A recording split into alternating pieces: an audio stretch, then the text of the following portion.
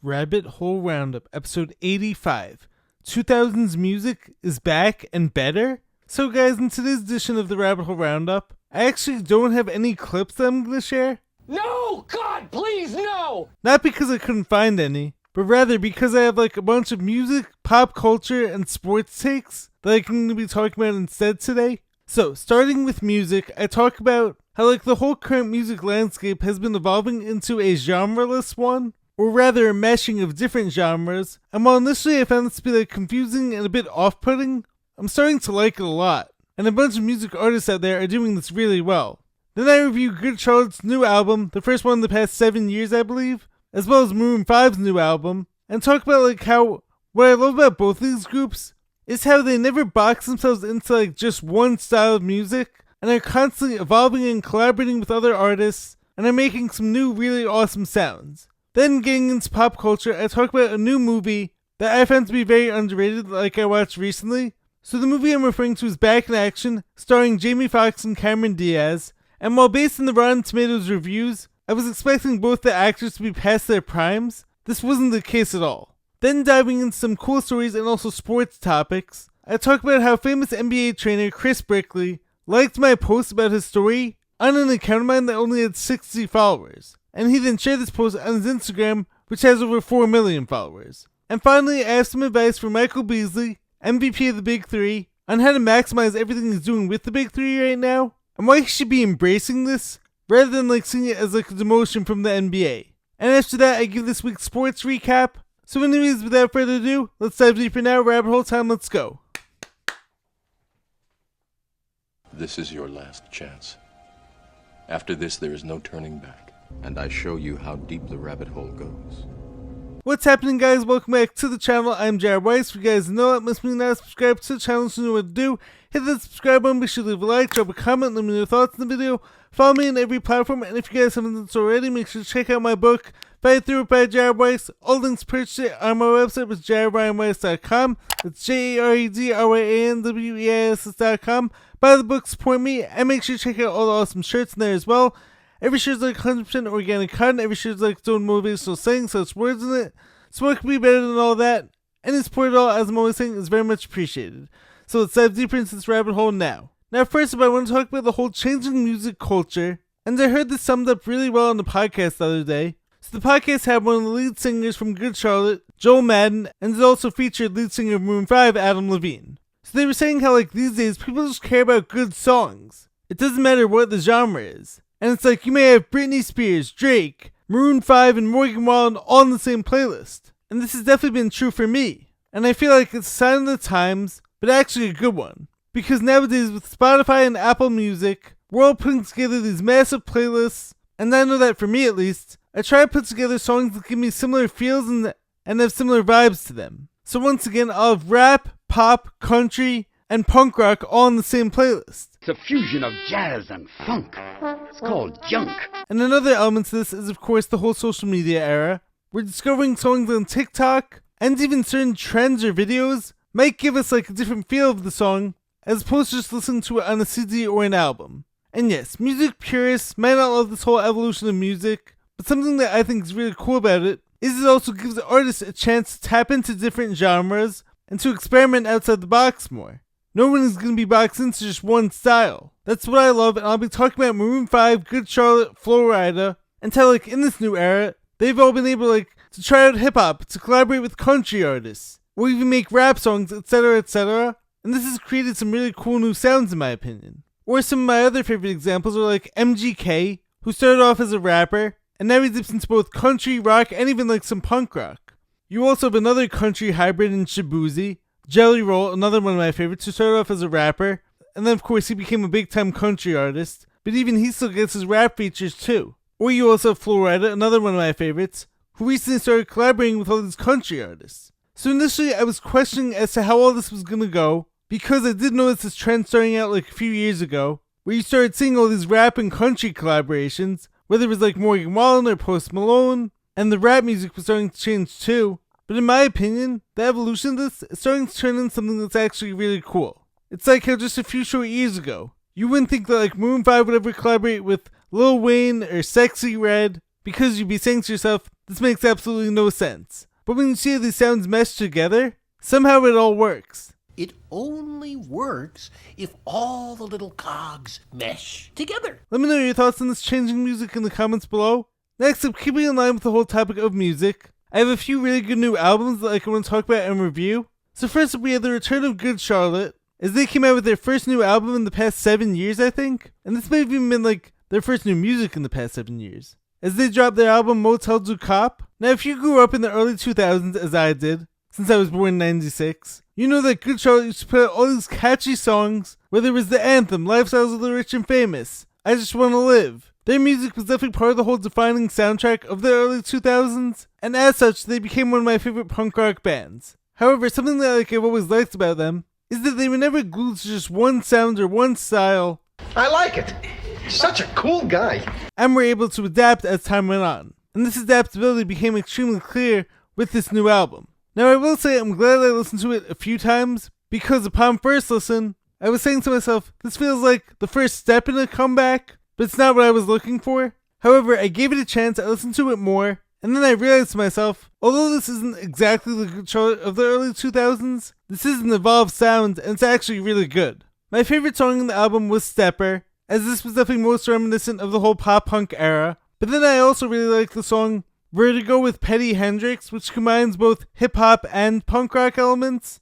And then they even dipped in some country vibes with the song Deserve You, which was really good too. Rejects has so far been their most popular song in the album, but if I'm being totally honest, I actually didn't love that song. Overall, a really good album, and I think I was turned off by it at first because it wasn't just one sound. But as I spoke about during the first segment of this video, I think new music doesn't have to be placed into just like one category, so you may have to adjust once a group tries out a new genre, but if you give it a chance, sometimes it's gonna flop, of course, but other times it turns out really good. So welcome back, Good Charlotte. I missed you guys. Now the next album that came out recently that I want to review is the new Maroon 5 album called Love Is Like. So my favorite songs from the album were Love Is Like, which featured Lil Wayne. Once again, the song has like more of a hip hop feel to it, but Maroon 5 has never been just like one thing. And especially in recent years, they collaborate with everyone, whether it's Wiz Khalifa, Cardi B, and the song with Lil Wayne was really good and like it felt kind of vintage to me. And something else that's really cool about Maroon 5 is that if you listen to every one of their albums over the past 20 plus years, no album or style sounds exactly the same as the one before it.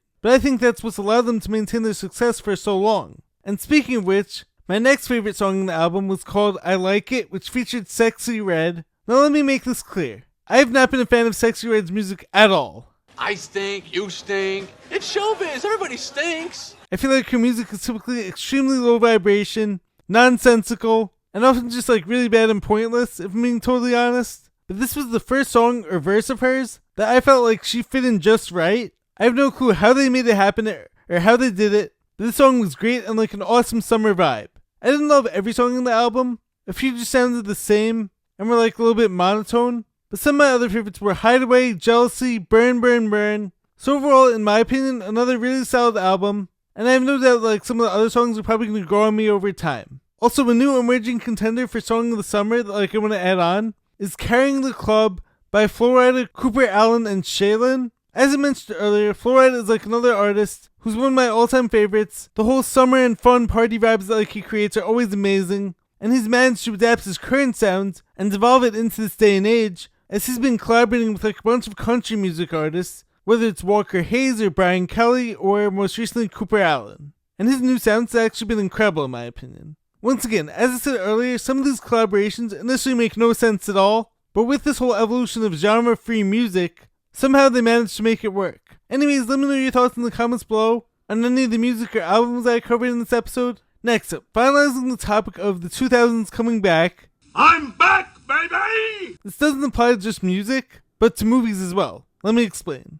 A few days ago, I finally checked out the new 2025 movie, Back in Action, which is starring Cameron Diaz and Jamie Foxx. And yes, I know it came out in January, but it took me until now to check it out, because every time it popped up on my feed, I would skip over it, because when I checked out the reviews on Rotten Tomatoes, it said like 35%. But as I was reminded by my brother of the other day, so many of my favorite movies are the complete opposite of what the reviews say.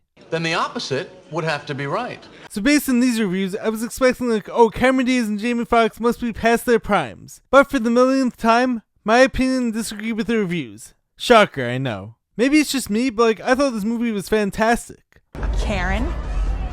Guys, listen, just give us some room, okay? And we're just gonna head on out. Diaz and Foxx were great together as they had great chemistry, it was funny, and they had great action and a great story overall. I loved how Cameron Diaz's mom in the movie turned out to be a necessary part of the team even though initially she hated her. The kids in the movie played a cool role too, as they initially had no clue about their parents' past history as spies, but then of course they got roped in and found out their true identity, and they got in on the action as well. Grandma's house is sick. Why would you ever want to leave here?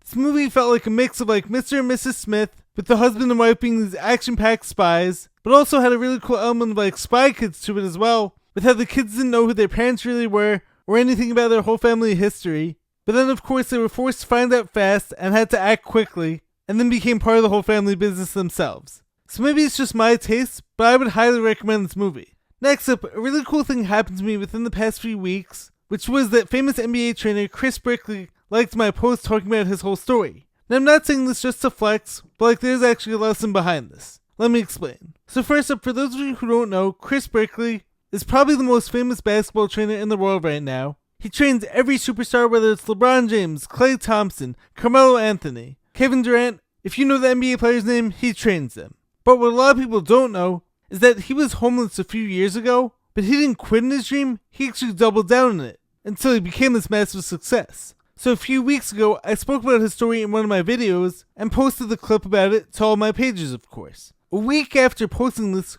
Chris actually liked the post on my Twitter page. Now the crazy thing is, that's by far the smallest page out of all my accounts. He saw my post on a page that hasn't grown at all in the past year, and that's been stuck at just 60 followers. I don't know why that's happened, but Twitter for some reason just doesn't reward my content. But yet he found it and he liked it. Now another crazy thing is, just a few days prior, I was wondering whether or not it's even worth it to post there anymore. He then shares the clip on his Instagram page to his over 4 million followers. Now unfortunately, because he found it on Twitter, he didn't tag me, but it's all good because I was so appreciative of the fact that he shared it and that he found my take on the story to be so inspiring. So, the power of vibration and just putting your content out there, regardless of how many people see it, is real. And this is why I keep going no matter how many views I get, because I know that somehow, someway, the right people are going to find my content. And you never know when things are just going to take off. And that's why you can't give up too soon. Your success might be just around the corner, but you have to get there first. And as Chris's story shows us, it's possible to have a complete 180 turn in our lives, as he went from homeless to the most successful NBA trainer in the world. Now next up, the final topic I want to get into, which is actually the perfect segue into the whole sports recap and the Big 3 finals, is I have some advice that I want to give to Michael Beasley, who won Big 3 MVP this year, and may even possibly be a Big 3 champion by the time this video comes out. And at the very least, we know he made it to the finals, but I'm going to be talking about the finals at the end of this video, so you do stay tuned for that. But my advice to Michael Beasley is don't see this as demotion from the NBA. Don't be so focused on that. Of course, it's natural to see going from what should have been an outstanding NBA career to the Big 3 as a quote-unquote failure. But if I were him, I would view this as a rebirth. He was essentially given and gift-wrapped a second chance, and a really good one, I think. Cherish it. You have the chance to be the GOAT of a new brand, and this might not be the NBA, but everyone who knows basketball knows how talented you are. I mean, Kevin Durant even called you one of the best scorers of all time. So I would continue to embrace this league, and embrace being the face of it. Because if you were in the NBA, this might not have happened. Not everything in life always goes as planned, but this doesn't mean that it can end up being way better than the original plan. Ice Cube chose you to be the face of the league, and you haven't disappointed. I love the Big 3, and I love the passion that you bring to it. It's most definitely not a joke. You and the other players prepare and take these games seriously, and have attracted so many other amazing players to it, who are still athletic and super skilled, whether it's Dwight Howard, Lance Stevenson, and Montrezl Harrell. And you also have your Big 3 podcast, which I think is hilarious, 3s and 1s, with Chris Haynes. So don't look back at all the missed opportunities, but be grateful for this one. It's like how one of my favorite quotes and one of my favorite stories goes, when a vase breaks, you can either throw out the pieces and throw it out completely, or you can try to put them back together the same way as before, or you can take them and make them into something new and better than the original before. And this also relates, of course, to the Japanese concept of kintsugi. And this, as far as I see it, is your opportunity to do that. Also, I would add on to this, don't beg for a seat at the table when you can just build your own. So maybe you're not in the NBA, but this doesn't mean that like you can't make something even better and cement and create a whole new legacy in the Big Three. Just my thoughts, but like keep crushing it. You're doing great. Now on to the Big Three finals and sports recap for the week. Let's go now. So first up in the sports world, I want to talk about the Big Three finals. Now if you've heard me say before, I love Big Three basketball. I think it's great. And I really love everything that like Ice Cube has done with that league. And you can truly tell like how much this game mattered to these players. The competition and player pool has gotten better every year, as I spoke about during the last segment. And so this championship game was nothing different. Everything followed suit. It was MVP Michael Beasley's Miami 305 who took down this year's Big Three Rookie of the Year Montrezl Harrell's Chicago Triplets in an incredibly close game and like an incredibly close finish. Nasir Core came out super hot with his 3-point shooting in the first half, and Beasley of course was getting to his spots with his mid-range shot, but this was absolutely a defensive battle from the start. There were plenty of key blocks, whether from Sean Williams or Montrezl Harrell or Brandon Moss too. I thought like Lance Stevenson came out super aggressive on offense, and also for Miami, whenever Reggie Evans was in there, he was making things super tough on Montrezl Harrell, especially with like his overall physicality. But also, both teams had some really bad shot selections, whether from Nasir Core on Chicago, and who else but like Lance to make him dance on Miami. And you could definitely tell like this was frustrating Beasley and Harrell. I thought that like Miami almost blew it by waiting too long to bring back in Reggie Evans when Harrell started to get hot. Brandon Moss had like a monster game on both ends, and he came really close to being the X factor for a Chicago victory. And like as the announcers were saying, guarding a top 1v1 player in the world in Michael Beasley in the 3-on-3 setting is like way different because you don't really have any help defense. And so Moss is making it super hard on Beasley, blocking his shots, and using his length like to really frustrate Beasley. But ultimately, Beasley of course did hit some like really big shots, and then Mario Chalmers hit the game winner, which he's done for like his whole career. No team was ever really in control of this game, but Chicago did have several chances to win it at the end. But I think Corey got like a little bit greedy and started to try to play some hero ball, which as we know, often costs teams and it doesn't work out. Whereas Beasley on the other hand was actually willing to give up the game-winning shot to Chalmers, and he actually made the right play, which ended up winning them the game. Also, the defense and the blocks at the end were absolutely crazy, but congrats to Miami 305, who was actually my favorite team from this season. Also, before this game was the Big Three All-Star game, which featured Dwight Howard going back to Orlando, and he showed out in his return and like he won All-Star Game MVP. He put up 22 points, had 13 rebounds, and like also had some key blocks and some crazy dunks too. So anyways, another amazing season for the Big Three overall. Next up in the basketball world this past week, John Wall retired, and he actually helped me have a viral clip on TikTok as I honor him with doing the Do the John Wall song and dance. So thank you for that. Thank you for giving me that opportunity. John Wall like invented aura in my opinion. I'm not sure like how he's gonna be remembered, but his swagger was absolutely on like another level, and he could ball too. I mean, he had one of the best high school mixtapes ever, and he was a 6-time NBA All-Star. He was a superstar at Kentucky, and his speed and his dunks were absolutely insane. And yes, maybe he was never a quote-unquote winner at the NBA level, but he was definitely an all-time talent in my opinion. And this guy was totally box office, and one of the most fun players ever to watch. Unfortunately, he didn't really ever develop an outside shot, so like that's probably why he got like phased out of today's NBA, but like an incredible player to watch. Furthermore, this week in the NFL preseason, I want to talk about like an interesting take I saw that Dan Patrick had the other day. So he was talking about Anthony Richardson, and he was asking the question, is he a bust, or is the pick in that situation a bust? And initially I thought to myself like, oh, he must be copying, he must be like trying so hard not to put any of the blame on Richardson himself and his poor play. But then I realized like this is actually an interesting point, because where you get picked is going to determine how soon you play and how ready you are to play. Which is why I also think like everyone who's upset that Shedeur Sanders isn't starting should actually be happy, because if you think about it, if you think he's really that good, and hey, I do think he does have a ton of potential, I'm not sure like if he's ready just yet, but don't forget that Aaron Rodgers had to sit behind Brett Favre, and then he became one of the best quarterbacks of all time.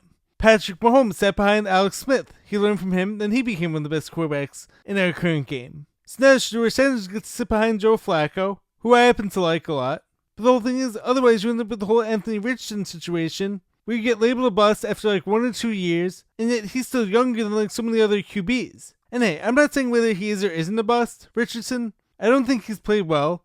He's not a very accurate passer, but like he's like an incredible athlete. But the question is, did he get put in a bad situation, or is it like a little bit of both?